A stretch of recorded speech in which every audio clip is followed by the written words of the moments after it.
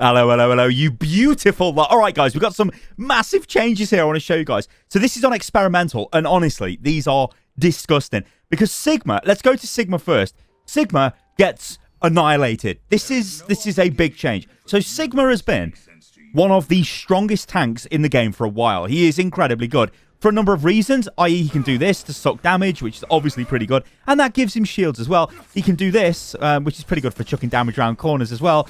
He can do this and also do this, which is, well, I mean, that's pretty good. He can do this, dancing, dancing, dancing. Everyone loves a dancing Sigma. He can also do this and stun you. Sigma can do a hell of a lot in Overwatch, and this is just pretty much what happens with a modern hero. They get better abilities, they get more complex abilities, and this kind of thing happens. However, this is the nerf to Sigma. Now, the developers say, we're increasing the cooldown of Sigma's barrier to require a higher commitment to its placement and open up additional opportunities for counterplay. Now, what do you normally do with Sigma's barrier? You normally throw it all over the place, don't you? So, as you're doing damage, you throw it down and you'll be going like this. Yeah, this is cool, whatever. Then you'll bring it up and then... Oh, wait, I can't actually throw it out again because look at the cooldown timer. Look at the cooldown timer. It has now got a 2.5 seconds redeploy timer instead of 1 second. That's massive, because if I'm here and I'm getting attacked from the rear and I go like this and I want to throw it over there, I'm like, come on, come on. You'll be able to heal my mouse. Listen to this. If I'm going to try it now. Come on, let's go. Where's my thing? And I'm taking damage. So what this means now is there's a window of opportunity for attackers to damage Sigma, because before Sigma would just be sort of like, yeah, I'm loving it here. Oh, get rid of that. I'll do a bit of this. You still can do that combo, then chuck that out. But now I don't have my suck available. I'm going to get rid of this. Oh, God. That is the thing here. There is a vulnerability with Sigma, and that's massive, because it's going to mean Sigma, you'll be able to find a gap in Sigma's play. So if Sigma's got his shield out and he's giving it the old, giving it large and all this, and then he's like, I'll get rid of my shield. I'm going to walk forward. This is fine. And then he's going to put his shield out again. You're like, okay, but now you know that if he gets rid of his shield, he doesn't have anything to actually drop out again for another 2.5 seconds. And it might not sound like a lot, but it actually is. Like, look at that. Like, that's massive. This is going to change Sigma, I think, quite a bit. Question is, will it have an impact on the game? This is the thing. Like, we often talk about stuff on experimental, and sometimes it might not seem like it's enough. Sometimes it seems like it is enough. I don't know. But I can tell you this. Sigma doesn't feel as fluid as he used to be to play. Because, like, you can't... Like, I want to throw my barrier out, and it's like... Blah. It's a bit janky. But, hey, end of the day, Sigma is an incredibly powerful hero, and he does need looking at. So I think this is a pretty good way of doing it. I'm kind of surprised they didn't go and look at the actual 700 HP on the barrier. Maybe just make that smaller. But I think it's just the fact that when you throw this out, it blocks abilities. It's not really too much about the damage that it's absorbing. It's like it's going to block the ability, whatever's being thrown at you. And this whole dancing Sigma in between it, and then, doing a bit of this. But you can still do this, and by the time that drops, you've still got that timing. But yeah, good stuff. All right, let's go and take a look at the other changes, because we have got a Hanzo buff, and I think we should probably talk about that. So let's get on to that. Well, no, actually, you know what? We'll stay on Wrecking Ball. We'll go for the tank. So the other big nerf is Wrecking Ball. Now, Wrecking Ball. Oh, Lord. Okay, so we all know Wrecking Ball... I'm going to just swing like this, because why not? But Wrecking Ball likes to do this, doesn't he? Round the point. Imagine the point. Imagine whatever we're connected to, and we're just swinging around it. And it's super frustrating, and it's highly annoying, because it's Wrecking Ball. Well, these are the dev comments.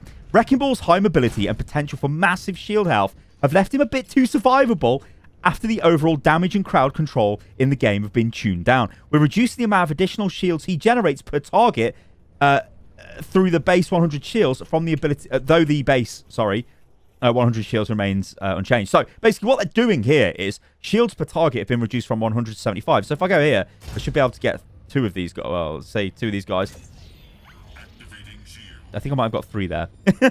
But anyway, you get less shields now. So this does mean when you're swinging around, you won't be as obnoxious because, well, you've got less shields. Because you just spam these shields, don't you? Like as you're going around on the point, imagine we're on Volskaya or something. You're just like, woo, shields. Oh, look, I've got shields. You've got less shields. This means Hammond's easy to kill, which is good because Hammond is super frustrating to play against. So I think this actually is a pretty good change, again, by Blizzard. This is what we like to see. A lot of the changes recently have been really good. Like, they're changing the game. Wow, that was kind of flashy. In ways that I think a lot of the community want to see it get changed, which is good stuff. All right, now let's take a look at Hanzo. So Hanzo gets a cheeky buff. Now, the developer comments here. So one of the things with Hanzo we've noticed is he suffers, like, Hanzo kind of suffers with consistent damage, as mad as that sounds.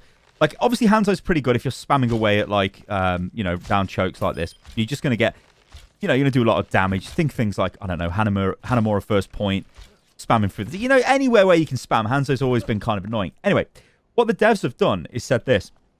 The rate of fire change improves the feel and effectiveness of Storm Arrow's ability, and though small, adds up over the course of firing 5 arrows. Now, this probably would benefit from me doing a side-by-side comparison. Frankly, I'm too lazy to do that. I'm going to be honest with you guys. But I don't think we really need that, because what this is going to do is shot recovery time is now 0.25 seconds instead of 0.3 seconds. So when you pop this, it's now quicker. It feels quicker, doesn't it? It visibly feels much quicker. I think what we'll do here is we'll change this and we'll get like let's get like a big target. Let's get a Roadhog. And we'll ram Roadhog with arrows, right? Look at this. I think that kind of sums it up. And I think we don't really need the comparison here. You can see how devastatingly fast that is. I think Hanzo is going to be a good shout for DPS right now, especially on competitive. I mean, look at this. This is just, you're putting tons of damage down range much quicker than you were before. Like the dev said, it's only a minor change. It's only a 0.5 second change, but it makes a massive, massive difference, really, that does. I mean, look at that. I mean, these are all headshots, like, so it looks incredible, the damage. You're not going to be able to do that in an actual fight. I mean, if you could land all the headshots on a Roadhog as he's moving, you're an absolute god Hanzo gamer. But even just firing into the Roadhog, just like spamming shots down the range, it's more effective. There's more damage. It's quicker damage. It's more burst damage. And I think that's the thing we're getting at here with the Hanzo change. I would honestly pay attention to this, because I think this could be... Well, I think, you know what? I'm going to go and play Hanzo, actually, after making this video, because I'm feeling Hanzo. I think this could be quite a good change. Also, a little bit down on the Sigma nerf, but to be honest, that's expected 100%, because, I mean, Sigma's stupid. All right, but there's another change, ladies and gentlemen, and it's to Ashe, and this is another nerf. All right, then. And by the way, this skin is sick. Okay, let's talk about Ashe, because this, I really like what they've done with this. So what they're trying to do is fix the problem that Ashe has had. I mean, it's not really a problem. It's a good thing if you're an Ashe player. It's that you can just destroy 200 HP targets with aim down sights when you've got a damage boost of 30%. So if you've got Mercy damage boosting you, you're like, you're dead. You're dead. You're dead. You're just killing everyone. It's really ridiculous, and it made it the best hit scan and probably the best DPS in the previous season of competitive. Anyway, what they're doing now is aim down sights damage has been reduced from 80 to 75, so you're straight up doing less damage when you shoot, which is okay. That's not great. But one thing you will notice is, look how fast I'm shooting. There is less recovery time now between shots. So aim down sights recovery time reduced from 0.7 to 0.65. It's only half a second. Well, it's not half a second. It's 0.65, basically. It's 0.65 instead of 0.7, so it's not half a second. But it's quicker. So what they've done here, there's a trade-off, right? The trade-off is basically you can't destroy 200 HP targets with your Mercy damage boost, but you can fire quicker. So this I kind of like, because it feels better, because this is going to reward skill, right? You need to land 2 hits now. Bang, bang, 2 hits and you're dead. Not just like 1, you're dead. I like this when they increase the speed of McCree's, or decrease, rather, the speed of McCree's recovery time, because hit scan feels better when it's firing quicker. A lot of people say Orisa is a boring hero. If you see my recent video on Orisa, yeah, but Orisa feels great when you're just firing at people.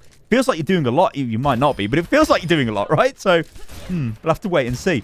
All right, guys, those are the changes that are on Experimental. Let me know what you think about them in the comments below. As ever, I always like covering the changes to see what's going on. I'll give you guys a little bit of a teaser as well as to what's coming to the channel in the next couple of days. There is a new Bronze Heroes is coming out. It's really good as well.